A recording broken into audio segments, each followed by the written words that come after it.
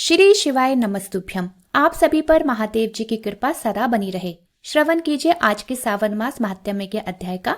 महादेव जी देवी पार्वती से कहते हैं, हे पार्वती, राज्य पाकर राजा पृथु ने सोचा कि मेरे पिता तो बड़े अधर्मी थे, उन्होंने यज्ञ आदि का उच्छेद कर डाला था, इसलिए उन्हें किस लोक की प्राप्ति हुई है इसका ज्ञान मुझे कैसे हो।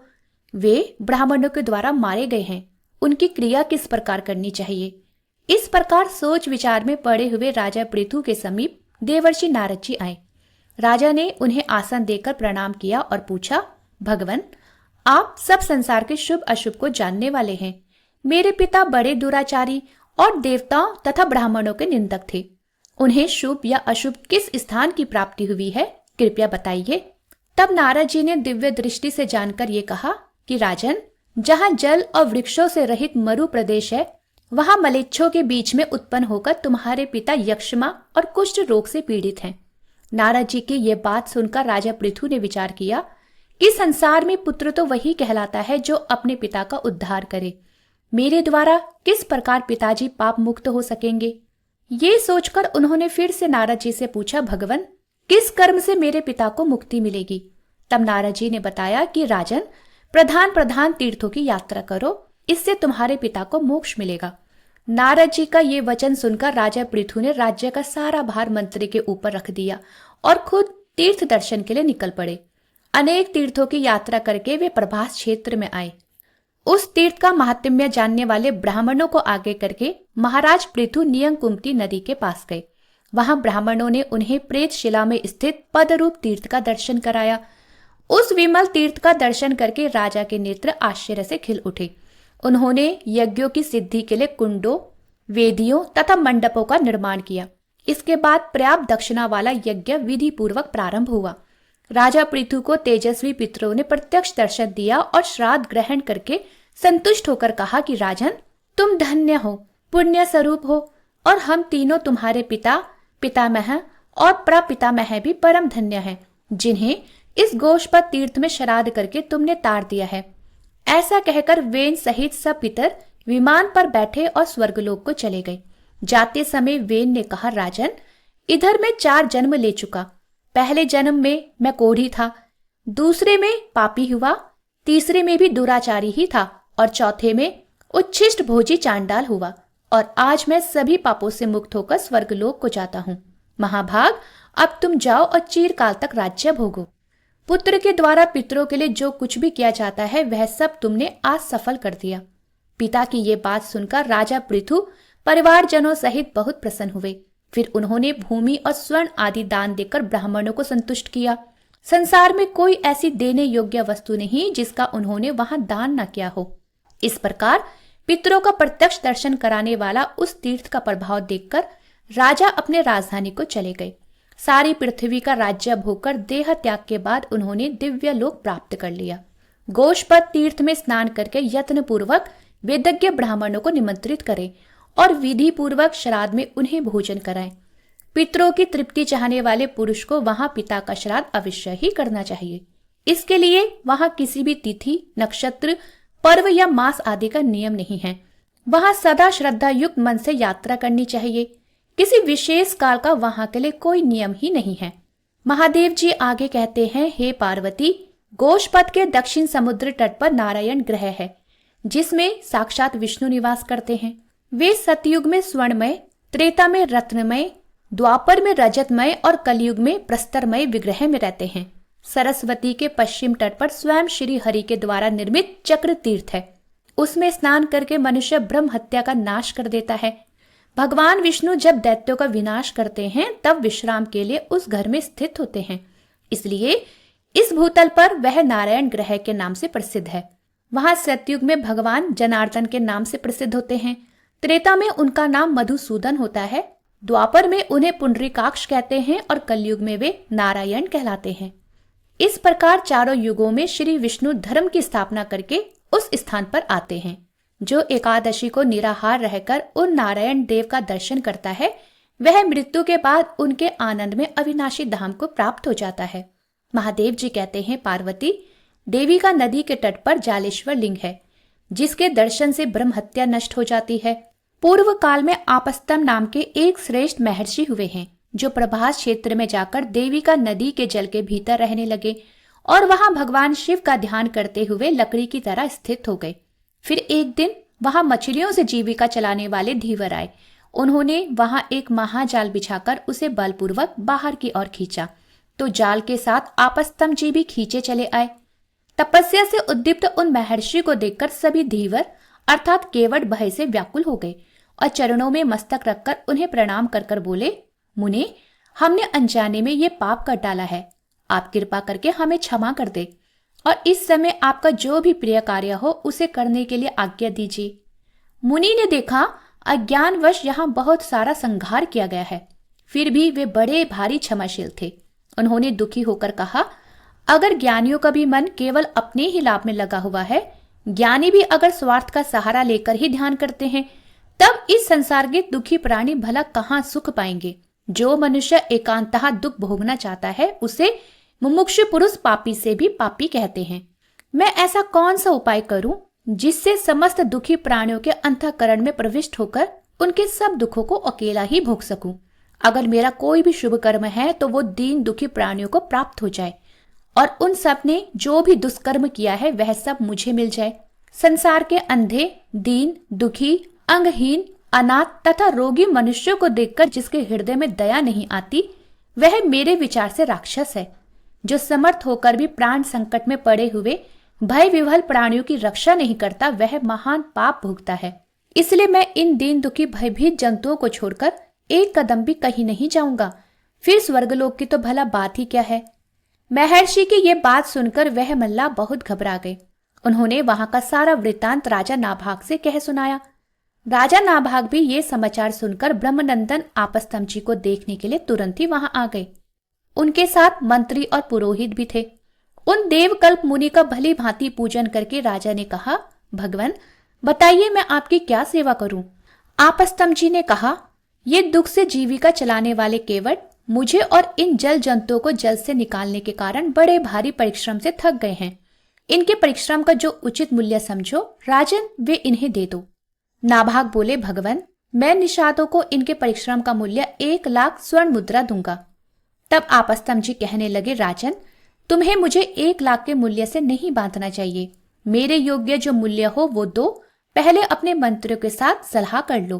तब नाभाग बोले, हे ब्राह्मण, इन निषादों को 1 करोड़ मूल्य दे दिया जाए और अगर ये भी उचित मूल्य ना हो तो और भी दिया जा सकता है। आपस्तम जी ने कहा, राजन मैं 1 करोड़ या इससे अधिक मूल्य में बेचने लायक नहीं हूं। मेरे योग्य जो मूल्य हो वो दें। जाओ ब्राह्मणों के साथ सलाह कर लो। नाभाग बोले, मेरा आधा या पूरा राज्य ही निषादों को दे दिया जाए, मैं इसे ठीक मूल्य समझता हूं। अब बताइए आपकी क्या राय है। तब आपस्तम जी ने कहा, भूपाल तुम्हारा आधा या पूरा राज्य भी मेरे योग्य नहीं है। मेरे योग्य मूल्य दो। समझ में ना आए तो ऋषियों के साथ विचार करो। आपस्तम जी का ये वचन सुनकर राजा नाभाग अपने मंत्री और पुरोहितों के साथ दुख से आतुर और चिंतित हो गए। इसी समय महातपस्वी महर्षि लोमश वहां आए और राजा नाभाग से बोले, तुम डरो मत, मैं मुनि को संतुष्ट कर लूंगा। नाभाग बोले, महाभाग इन महात्मा मुनि का मूल्य बताइए और कुल कुटुंब और बंधु बांधवों सहित मुझ सेवक की इनके कोप से रक्षा कीजिए। ये साक्षात भगवान रुद्र हैं, चराचर प्राणियों सहित तीनों लोगों को भस्म कर सकते हैं। फिर मुझ विषयासक्त मानव की तो बिसात ही क्या है। लोमश जी ने कहा, महाराज आप तो स्तुत्य हो। ये द्विज श्रेष्ठ भी संपूर्ण जगत के लिए पूजनीय है और गौएं दिव्य होती है, इसलिए इनके मूल्य में 1 गौ दे दो। यह सुनकर राजा नाभाग मंत्री और पुरोहित सहित बहुत प्रसन्न हुए और आपस्तम मुनि से बोले, भगवान उठिए, अब मैंने निसंदेह आपको खरीद लिया। मुनि श्रेष्ठ, ये गौ ही आपका योग्यता मूल्य है। आपस्तम जी ने कहा, राजन लो, अब मैं अत्यंत प्रसन्नता पूर्वक उठता हूँ। अब की बार तुमने ठीक ठीक मूल्य पर मुझे खरीद लिया है। मैं गौओं से बढ़कर परम पवित्र मूल्य दूसरा कुछ नहीं देखता। गौओं की परिक्रमा तथा निरंतर पूजा करनी चाहिए, वे मंगल निकेतन है। स्वयंभू ब्रह्मा जी ने इन गौओं की दिव्य सृष्टि की है। ब्राह्मणों के स्थान, ग्रह तथा देवताओं के मंदिर भी जिनके गोबर से शुद्ध होते हैं, उन गौओं से बढ़कर दूसरा कौन प्राणी है। गौओं का मूत्र, गोबर, दूध, दही और घी ये 5 पवित्र है और संपूर्ण जगत को पवित्र भी करते हैं। इस मंत्र का सदा जप करना चाहिए। गावो ममाग्रतो नित्यम गावा पृष्ठता एव चा गावो में हृदयम च एव गवाम मध्य वसाम्यहम। अर्थात गव्वे मेरे आगे रहे, गव्वे सदा मेरे पीछे रहे, गव्वे मेरे हृदय में रहे और मैं सदा गौओं के बीच में निवास करूं। जो मनुष्य पवित्र और जितेंद्रिय होकर इस विशुद्ध मंत्र का जप करता है वह सब पापों से मुक्त होता और अंत में स्वर्गलोक को जाता है। प्रतिदिन गौओं को भक्तिपूर्वक ग्रास समर्पित करना चाहिए। जो उन्हें गौ ग्रास दिए बिना स्वयं भोजन करता है वह दुर्गति को प्राप्त होता है। जो प्रतिदिन गौ ग्रास देता है वह उतने से ही अग्निहोत्र, पितृतर्पण और देव पूजन सब कुछ कर लेता है। गौ ग्रास देते समय इस मंत्र को बोलना चाहिए। सौरभे जगत पूज्या देवी विष्णु पदे स्थिता सर्वमेतन मयाम दत्तम मया दत्तम प्रतितच्छु। अर्थात संपूर्ण जगत के लिए पूजनीय सौरभे देवी भगवान विष्णु के गोलोक धाम में स्थित है। मैंने ये सब अन्न उनकी सेवा में समर्पित किया है। मेरे दिए हुए इस आहार को वे ग्रहण करें। गौ पुत्रों अर्थात बैलों की रक्षा करने से, गौओं को सहलाने और खुजलाने से तथा दुर्बल और पीड़ितों की रक्षा करने से मनुष्य स्वर्गलोक में प्रतिष्ठित होता है। आदि, मध्य और अंत तीनों लोकों में गौओं की स्थिति बताई गई है। वे देवताओं के दूध, घी और अमृत की सदा रक्षा करती है, इसलिए उनका दान करना चाहिए, उनकी नित्य पूजा करनी चाहिए। वे स्वर्ग में पहुंचाने के लिए सीढ़ी के समान बताई गई है। इस प्रकार गौओं का महात्म्य सुनकर वे निषाद महात्मा आपस्तम्भ के चरणों में प्रणाम करके बोले, संतों का वार्तालाप, दर्शन, स्पर्श, कीर्तन तथा स्मरण ये सभी निश्चय ही पवित्र करने वाले हैं। ऐसी बात सुनी गई है। मुने, हमारे साथ आपने वार्तालाप किया और हमें आपका दर्शन प्राप्त हुआ। अब हम पे अनुग्रह कीजिए और हमारी दी हुई यह गौ ग्रहण कर लीजिए। तब आपस्तम्भ जी बोले, निषादो, ये मैं तुमसे गौदान लेता हूँ। तुम पाप रहित होकर जल से निकाले हुए इन मत्स्यों के साथ ही स्वर्ग लोक को जाओ। प्रतिग्रह रूप निंदित कर्म से भी दूसरे प्राणियों की प्रसन्नता का कार्य करके अगर मैं नरक में पड़ूंगा उसे भी स्वर्ग ही समझूंगा। मैंने मन, वाणी, शरीर और क्रिया द्वारा जो कुछ भी पुण्य कर्म किया हो उससे समस्त दुखातुर प्राणी शुभ गति को प्राप्त हो। इसके बाद उन विशुद्ध चित्त वाले महर्षि की कृपा से वे निषाद उनकी बात पूरी होते ही मत्स्यों सहित स्वर्ग लोक को चले गए।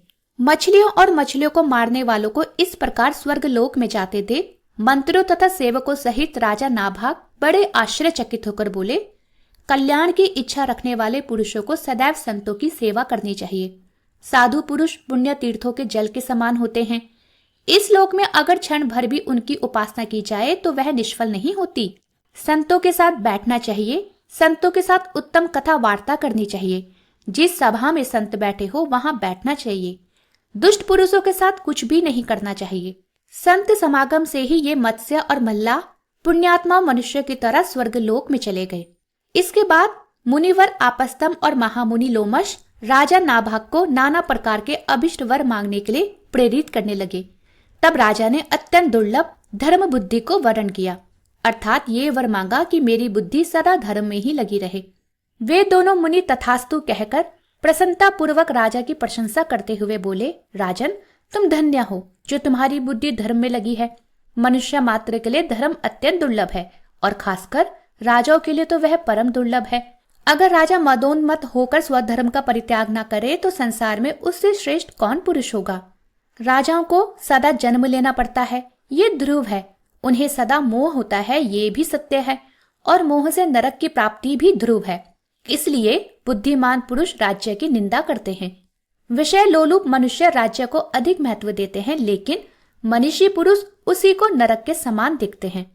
इसलिए हे महाराज, अगर आप अपने के लिए सनातन गति चाहते हैं तो कभी मद अर्थात गर्व मत करना, क्योंकि वह लोक परलोक दोनों का ही नाश करने वाला है।